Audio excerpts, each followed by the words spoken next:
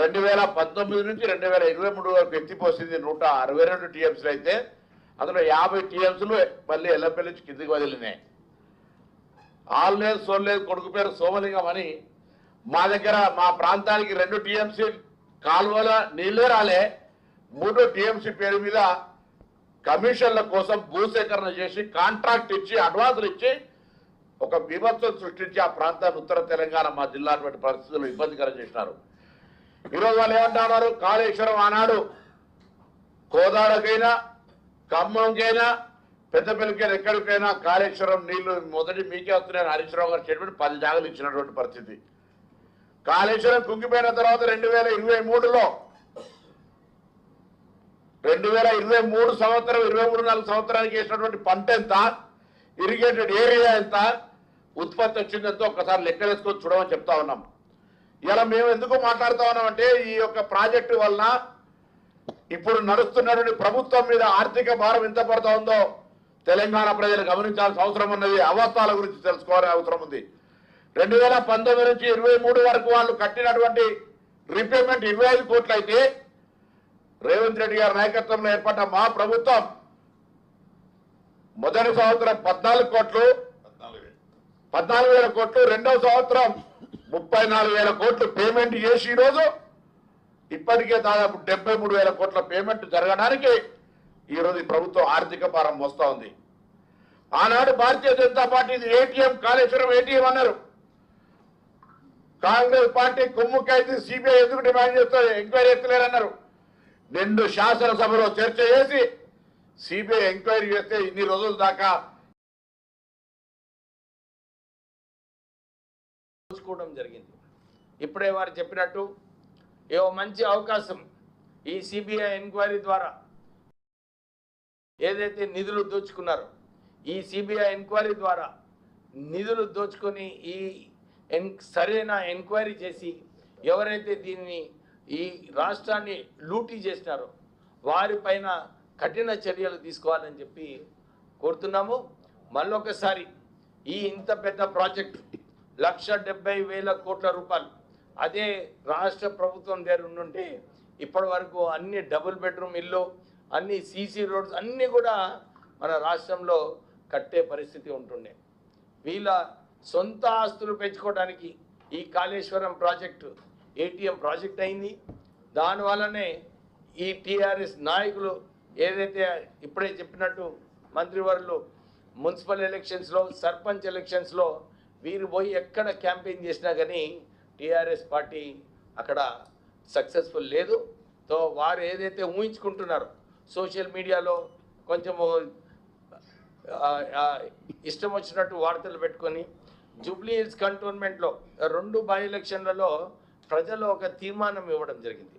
వారి లీడర్షిప్ పైన ప్రజలు ఏదైతే 23 అసెంబ్లీ ఎలక్షన్లలో తర్వాత పార్లమెంట్ ఎలక్షన్లలో టీఆర్ఎస్ వ్యతిరేకంగా ఇచ్చినారో అదే తీర్మానం ఈ బై ఎలక్షన్స్లో సర్పంచ్ ఎలక్షన్స్లో మున్సిపల్ ఎలక్షన్స్లో చూపించినారు.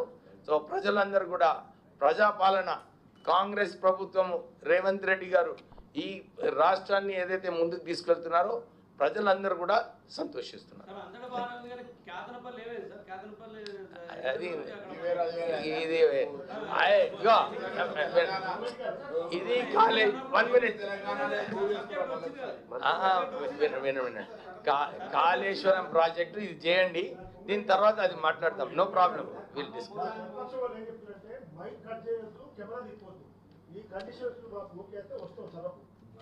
ఏనాడు అసెంబ్లీలో మైక్ కట్ చేయటం కానీ ఏది కెమెరా తిప్పటం కానీ జరగదు. అది వారి సంస్కృతి. ఆ 10 సంవత్సరాలు ఉన్నటప్పుడు ఎవరికన్నా మైక్ ఇచ్చారా? ఎప్పుడన్నా వేరే వాడు ప్రతిపక్షవాడు మాట్లాడితే చూపించారా? అంటే వీళ్ళు కూడా అట్లే చేస్తున్నారనే భ్రమలో ఉంటారు తప్ప ఈ ప్రభుత్వం చాలా క్లారిటీగా వాళ్ళు ఏది చెప్పినా ఇదే బరాయించే శక్తి మాకు ఉంది కాబట్టి ప్రజలు ఈ తీర్పు మాకు ఇస్తున్నారు, వాళ్ళకి అది ఇస్తున్నారు.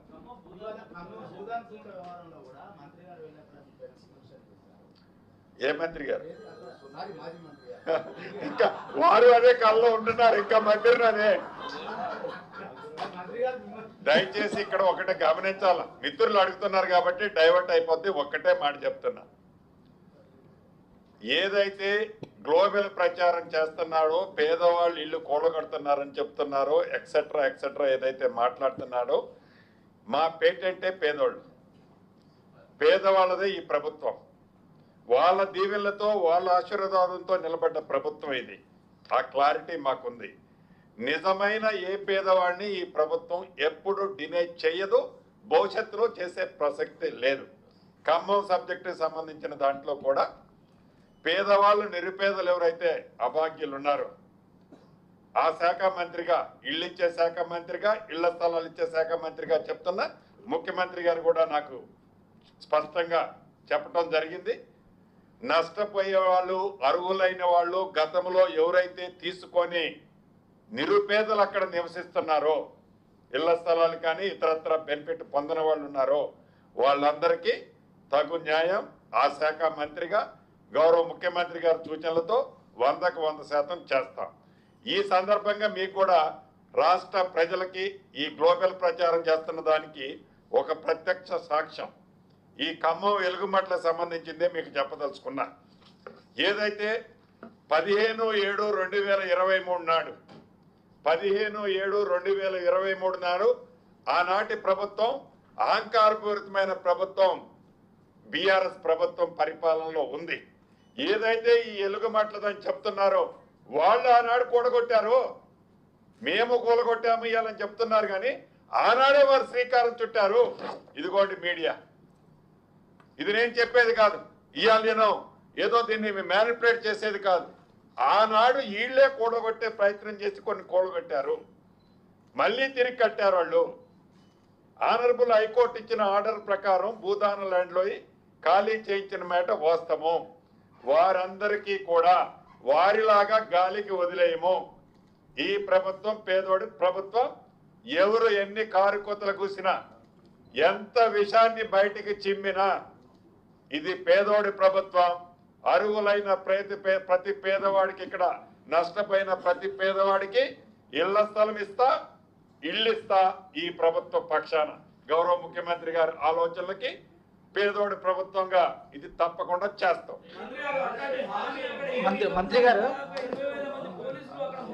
గారు ఇప్పుడు హైదరాబాద్ సంబంధించి ఓకే అన్న, మెయిన్ సబ్జెక్ట్ ఒకటే అన్న. ఏదైతే విషయం చెబుతున్నారో బావమరుదులు అక్కడ కూర్చొని ఫామ్ హౌస్ లో ఇచ్చే డైరెక్షన్ బట్టి విషయం మొత్తం నిమ్ముకొని చెబుతున్నారు. ఇప్పటికైనా పద్ధతి మార్చుకొని ఆ ఇరిగేషన్ లో ఏదైతే దాచుకున్న దాంట్లో కొంతైనా తీసి పాప పరిహారం కింద ఆ పేదోళ్ల కోసము, ఈ తెలంగాణ ప్రజల కోసం కష్టపడితే కనీసం ప్రజలు క్షమించకపోయినా భగవంతుడు క్షమిస్తాడని తెలియజేస్తాను.